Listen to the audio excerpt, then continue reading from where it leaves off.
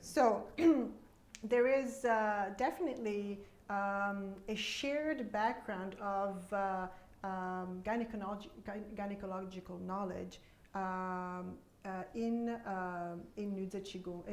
Nüdan and in traditional Chinese gynecology. So what we see in Nüdan, the way in which the female body is described in Nüdan, the breasts, the menstrual cycle, the uterus, all the processes that the woman goes through from a young age to an old age, all of those concepts are described in the same way as they are described in gynecology, in traditional Fuke, in traditional Chinese medicine gynecology.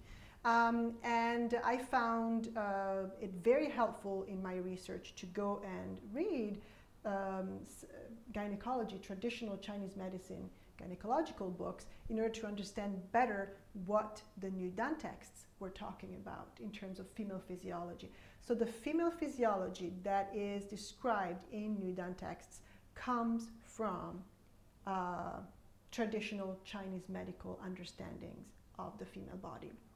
Now the difference there is that whereas in women's medicine, in Chinese women's medicine, the aim is, when we talk about blood, for example, and we talk about menstruation, the aim is to, for example,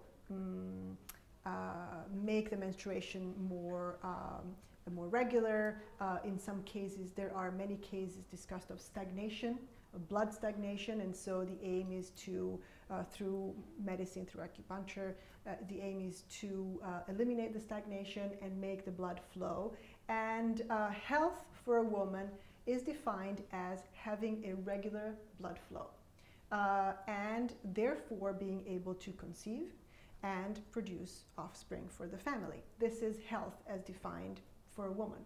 Now, in Nüdan texts, this is not what the Nüdan practices aim at. The Nüdan practices aim at transforming blood in order to reach immortality. So even though we have a shared understanding of female physiology, we have different aims in women's medicine and in Nüdan. One aim is to make the health, to maintain or reconstruct the health of the female body as seen as in regular menstruation, basically, menstrual regularity, and therefore the ability to conceive and produce offspring. In Nüdan, on the other hand, we see the elimination or transformation, rather, of the menstrual blood for immortality.